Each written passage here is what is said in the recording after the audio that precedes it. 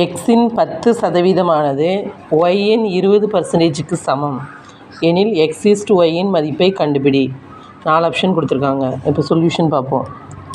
Solution எக்ஸின் 10% அப்படின்னா இப்படி பெருக்கல்ல வரும், சமம் ஒய்யின் 20%க்கு சமம்.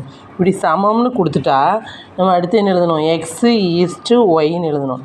ஃபஸ்ட்டு எக்ஸுக்கிட்ட ஒய்யோட வேல்யூ எழுதுங்க 20, ஈஸ்ட் ஒய் கிட்ட மாற்றி எழுதணும். ஒய் கிட்ட என்ன வேல்யூ எழுதணும்? எக்ஸோட வேல்யூ எழுதணும் 10. அப்போ ஒரு 10 10 10 20 2 ஈஸ்ட் 1 2 ஈஸ்ட் 1 தான் ஆன்சர். அப்போ டி தான் கரெக்ட் ஆன்சர். ஏயின் 60% ஈக்குவல் டு பியின் 3/4 பங்கு எனில் ஏ ஈஸ்ட் பி காண்க. 4 ஆப்ஷன் கொடுத்துருக்காங்க. ஃபஸ்ட்டு சொல்யூஷன் இப்போ எல்லா சம்லேயும் இங்கேயும் பர்சன்டேஜ்னால் இங்கேயும் பர்சன்டேஜ் தான் கொடுத்துருப்பாங்க. ஆனால் இதில் 3/4 பங்கு கொடுத்துருக்கு. அப்போ நம்ம முதல்ல மாற்றணும். அப்போது 3/4 அப்படியே எழுதிக்கிங்க, சதவீதத்துக்கு மாற்றணும். இன்ட்டு சதவீதமாக மாற்றினோன்னா 100ஆல் பெருக்கணும். 100ஆல் பெருக்கினீங்கன்னா என்ன ஒரு 1 நாங்க 25க்கு 100.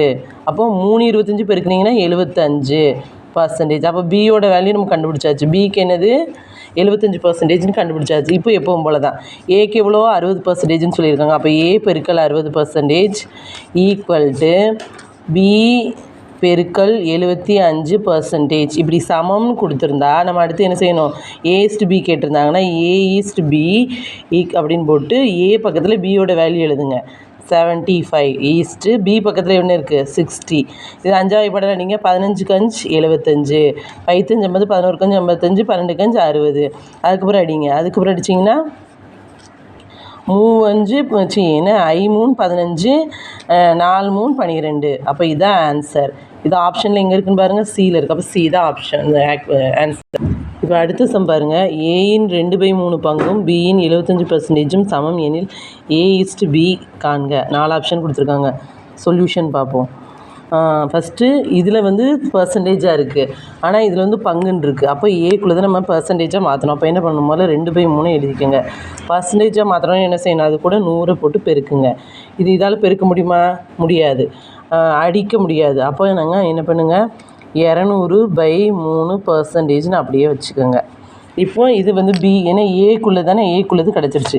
அப்போது இப்போ ஏக்குள்ளது எவ்வளோ? A into 200/3% equal to B into 75%.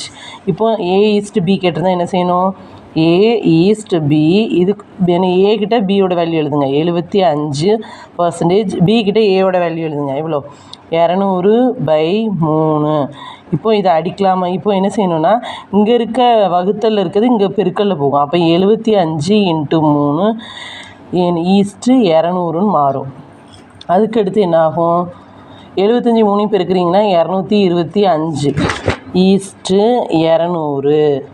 இதை 5ஆவது படையில் அடித்தா என்ன வரும்னா 45 ஈஸ்ட்டு 40ன்னு வரும். அதுக்கப்புறம் மறுபடியும் அடித்தோன்னா 95 45 8 5 40.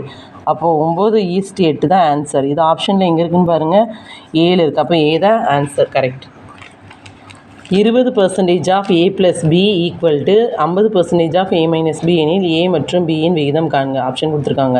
ஃபஸ்ட்டு 20 × ஏ ப்ளஸ் பி அதை அப்படியே எடுத்து எழுதிக்கோங்க ஈக்குவல் டு 50 × என்ன இருக்குது? ஏ மைனஸ் பி. இதை உள்ளே மல்டிபிள் பண்ணுங்கள். அப்போ 20A + 20B equal to 50A - 50B அப்படின்னு வருங்களா? அப்புறம் என்ன பண்ண போகிறோம்? இங்கே இருக்க பி கிட்ட இந்த பி வருது. அப்போது 20B இருக்குங்களா? இங்கே இருக்க -50B இங்கே வரும்போது +50B ஆயிரும். அப்போ 20B + 50B ஈக்குவல் டு இங்கே என்ன இருக்குது? 50A இருக்குது. இங்கே இருக்க 20A இங்கே வரும்போது என்னவாகும்? -20A ஆகும். அப்போது 20 50 70. அப்போ 70B ஈக்குவல் டு 50ல் 20 போச்சுன்னா 30B 30A. இப்போ கிடச்சிருச்சு 70B ஈக்குவல் டு 30A. இது மாதிரி கிடச்சிருச்சுங்களா? இப்படி கிடச்சிருச்சுன்னா ஏ ஈஸ்ட் பின்னு என்ன பண்ணுவோம்? ஃபஸ்ட்டு ஏ ஈஸ்ட் பின்னு எழுதிட்டு ஏ பக்கத்தில் என்ன இருக்குது? 30 இருக்குது. அப்போ அதை எழுதக்கூடாது. பி பக்கத்தில் என்ன இருக்குது? 70. அது எழுதணும். ஈஸ்ட்டு பி பக்கத்தில் என்ன இருக்குது? 70. அப்போ பி பக்கத்தில் ஏவோட வேல்யூ எழுதணும். ஏவோட வேல்யூ எவ்வளோ? 30. அப்போ இது என்ன பண்ணலாம்? 7 10 70 ஈஸ்ட்டு 3 10 30. அப்போது வேல்யூ நம்ம கிடச்சிருக்க ஆன்சர் என்னது? 7:3. இது ஆப்ஷனில் எங்கே இருக்குது? டியில் இருக்குது. இதுதான் ஆன்சர்.